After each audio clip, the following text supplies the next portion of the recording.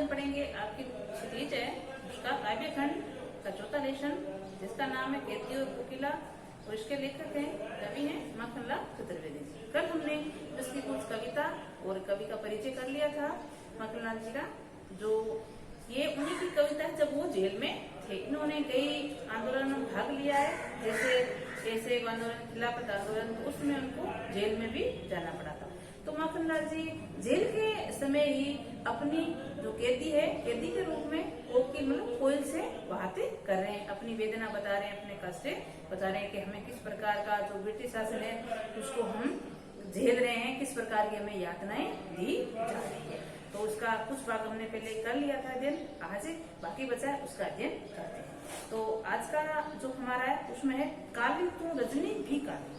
ये जो माखनलाल जी हैं वो कोयल से कह रहे हैं कि यहाँ प्रत्येक वस्तु काली है, जैसे तेरा रंग भी काला मतलब कोयल तू भी काली है, रजनी मतलब रात, रात भी काली है, शासन की करनी भी काली, और जो ब्रिटिश सरकार है उसके कार्य भी काले हैं मतलब दोषपूर्ण है।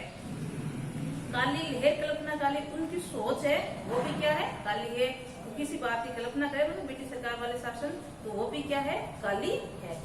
मेरी काल कोठरी काली, और जहाँ मैं इस कैद में रह रहा हूँ मेरी कोठरी है, मेरी जगह है, वो भी क्या है काले, तो दीवारें उसकी कैसी है काले रंग की है। टोपी काली कमली काली, और मेरी टोपी भी काली है, और मेरी जो कम्बल, कमली मतलब कम्बल, कम्बल भी काली है। मेरी लोहे श्रृंखला काली, और जो जिस बेड़ियों से हमें झगड़ा गया है, लोह की बेड़ियों से, हथकड़ियों से, वो भी क्या है काले रंग की है। पैर की हुंकरती की ब्याली, और जो हमारे ऊपर पैरा दे रहे हैं, हुंकरती मतलब हुंकार भर रहे हैं, जागते रहो, इस प्रकार की उसको हुंकरती बोलते हैं। तो वो भी एक सरक की प्रकार है, ब्याली मतलब सरक, जैसे कुंडली मार कर बैठ जाते हैं उससे उपमा दी गई है, वो भी काले रंग की हमें नजर आती है, सरक की प्रकार उनकी पहरेदारी नजर आती है। तिस पर है गाली ए काली, और इस प्रकार हमें हर समय उनको तिस पर गाली देती है, ए मेरी शकी ए मेरी गाली। आगे देखते हैं, इस काले संकट सागर पर मरने की है मत माली, और जो हम पर ये काला संकट छाया हुआ है, प्रत्येक चीज हमें पर काली है, काला का मतलब है यहाँ दोषपूर्ण प्रणाली से है, जो वस्तु अच्छी थी उसकी उपमा काली से दी गई है। तो इस समय तुम कोकिल बोलो, तो कोकिल तो इस समय क्यों यहाँ मतवाली बनकर आई हो, मधुर गीत गाने के लिए आई हो, अपने चमकीले गीतों को फूंकर होते राती कोकिल बोलो तो। तुम्हें इस प्रकार की जो समय है, जो ये हमारी वेदना का समय, पीड़ा का समय, यातना का समय, इस समय तुम अपने गीतों को किस प्रकार तेरा लेती हो, मतलब किस प्रकार ही गा लेती हो, बताओ तो कोयल बताओ हमें। आगे, तुम्हें मिली हरियाली डाली, यहाँ जो अंतर आया है उसमें जो कवि है वो अपनी और कोयल मतलब कैदी की और आजादी पूर्ण जो जीवन है उसका अंतर बताया, उसकी विषमता के बारे में बताया कि दोनों में क्या अंतर है। देखो क्या कहते हैं, तुम्हें मिली हरियाली डाली, मतलब कोयल को कह रहे हैं तुम तो आजाद पूर्ण है, जहाँ चाहे वहाँ घूम सकती है, पेड़ों की हरियाली डाली पर बैठ सकती है, विचरण कर सकती है। मुझे नसीब कोठरी काली, और मेरे को तो ये कोठरी काली ही मेरी जगह है, मेरा स्थान है, मेरा घर है। तेरा नभ भर में संसार, और तू तो पूरे आकाश में उड़ सकती है, विचरण कर सकती है। मेरा 10 फुट का संसार, और मैं केवल मात्र इस 10 फुट के जगह पर ही रहना पड़ता है या रहना है।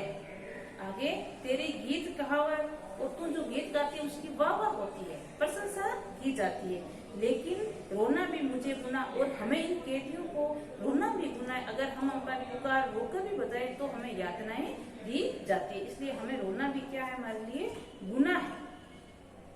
देख विषमता तेरी मेरी, देख तू तेरे में और मेरे में कितना अंतर है, कितनी विषमता पाई गई है। बजा रही तिस पर रणवेदी, फिर भी तू युद्ध की बांसुरी बजा रही है। रणवेदी मतलब युद्ध शुरू होता है, उसे जो शंख की आवाज होती है उसको बोला जाता है कि फिर भी तू, मतलब कहने का तात्पर्य फिर भी तू आजादी के गीत गा रही है, कि हमें आजादी अवश्य प्राप्त होगी।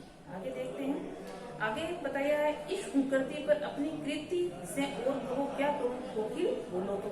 कवि कोयल से पूछ रहा है कि मैं देशवासियों को जगाने के लिए, देश के प्रति सजग करने के लिए, ताकि वो भी विद्रोह करे और हमारा देश जल्दी से जल्दी आजाद हो जाए, इसके लिए मैं क्या करूं, अपनी लेखनी का प्रयोग करूं, अपनी कविता के माध्यम से उनको जगाऊं, या अपनी आवाज से, पत्रकारिता, कैसा ऐसा प्रयोग करूं जिसमें मैं देशवासियों, सभी देशवासियों को जगा सकूं, ताकि वो विद्रोह में शामिल हो, क्रांतिकारी में शामिल हो और अपने देश को आजाद करा है।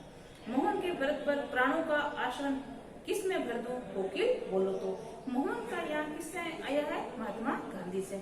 महात्मा गांधी जी का पूरा नाम मोहनदास करमचंद गांधी था। तो कहते हैं कि मोहन की तरह मैं व्रत करूं, तो मतलब गांधी जी के प्रकार हमें अहिंसावादी या सत्यता का व्रत के प्रकार पालना करूं, ताकि जनता में जागृति हो, जनता जागे और देश के लिए खड़ी हो।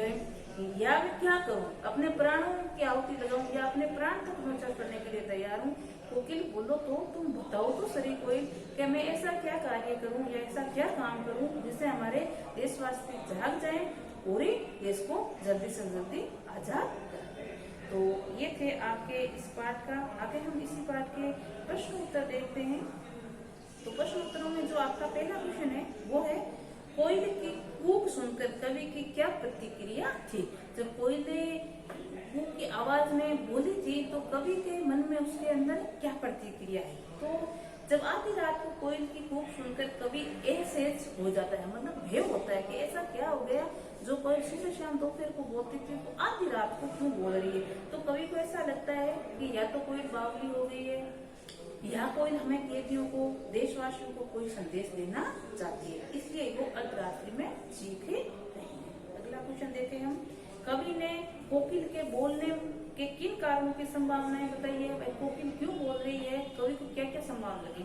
तो कवि को ऐसा लगा कि या तो कोयल बावली हो गई है, या कोयल ने दानावल की अग्नि देख ली, मतलब जंगल की आग को देख लिया है, या हम जो कैद में क्रांतिकारी है उनको कुछ संदेश देना चाहती है, या हमारे अंदर देश प्रेम की भावना भरना चाहती है, इसलिए वो बोले रही है। तो कवि की कोयल के प्रति ये प्रतिक्रिया होती है। अगला हम क्वेश्चन देखें, किस शासन की तुलना तम के प्रभाव से की गई है और क्यों?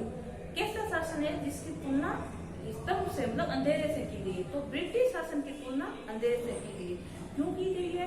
क्योंकि जो हमारा देश गुलाम था, परतंत्र था ब्रिटिश सरकार के, तो उस समय वो हमारे देशवासियों को अनेक प्रकार के अत्याचार करते थे, शोषण करते थे उनको। तो अगर कोई उस अत्याचार के खिलाफ आवाज उठाता तो उनको कैदी बना दिया जाता था, कैद में डाल दिया जाता था और कैद के अंदर उनको कई प्रकार की यातनाएं दी जाती थी। ठीक है, तो इस प्रकार ये तब बताया गया। अगला क्वेश्चन है, कविता के आधार पर पराधीन भारत की जेलों में दी जाने वाली यातनाएं का वर्णन कीजिए। जब हमारा देश गुलाम था तो हमारे देश को आजाद कराने के जो देशभक्त जेल में गए थे तो उनको किस प्रकार की जेलों के अंदर यातनाएं दी जाती थी, इस कविता के आधार पर बताइए। तो जेलों के अंदर उनको हथकड़ियों में, बेड़ियों में जकड़ा हुआ रखा जाता था, पशुओं के समान कार्य करे जाता था और खाने के लिए इतना खाना नहीं दिया जाता ताकि वो जी सके, और न ही उनको जीना दिया जाता था और न ही मरने दिया जाता था। और उनको जो जगह थी काल कोठरी, छोटी 10 फुट के एरिया में उसको रखा जाता था और उनको कई प्रकार की गालियां दी जाती थी और इस प्रकार की घोर यातनाएं दी जाती थी। अगला क्वेश्चन है, कवि के स्मृति पटल पर कोयल के गीतों की कौन सी मधुर स्मृतियां अंकित है जिन्हें वह अब नष्ट करने पर तुली हुई है? कि कोयल की जो स्मृति पटल, कवि का जो स्मृति पटल है उस पर कोयल की क्या क्या यादें हैं और अब उसको कोयल नष्ट करना क्यों तुली हुई, क्यों जा रही? तो कोयल की स्मृतियां पटल कवि के मन में क्या है? कवि के मन में है कि कोयल जब मधुर गीत गाती है तो वो कवि को याद है, शाम को, दोपहर को, सुबह, वो समय पर गाती है। लेकिन अब जो कोयल है वो अर्धरात्रि को चीख रही है, मतलब अर्धरात्रि को अपना गीत गा रही है। इससे कवि को ऐसा लगता है कि कोयल ने अर्धरात्रि गाकर कोयल के प्रति हमारी जो स्मृतियां थी उसको वो मिटाना चाहती है, नष्ट करना चाहती है। अगला क्वेश्चन देखें, तो हथकड़ियों को गहना क्यों कहा गया है? जो कैदी हैं, जैसे कविता में आपका आया था, तो हथकड़ियों को गहना मान रहा है जो कवि हमारे माखनलाल चतुर्वेदी जी। क्यों मान रहे हैं? क्योंकि ये देश की आजाद कराने के लिए जेल में गए हैं, कोई जुर्म वगैरह करके जेल में नहीं गए, तो मात्र उनकी रक्षा के लिए, देश की आजाद कराने के लिए जेल में गए। और जेल के अंदर जो उनको कैद किया गया और कैद करने के बाद उसके हाथों में, पैरों में जो हथकड़ियां, बेड़ियां डाली गई है उनको घृणा मान रहे हैं। इसीलिए कवि कह रहे हैं कि ये हमारे कोई जकड़न नहीं है, हम इसको क्या मानते हैं? घृणा। तो आज हमने बाकी बची थी जो कैदी और कोकिला उसका अध्ययन किया और साथ में उसके प्रश्नोत्तर भी देखे। तो इसके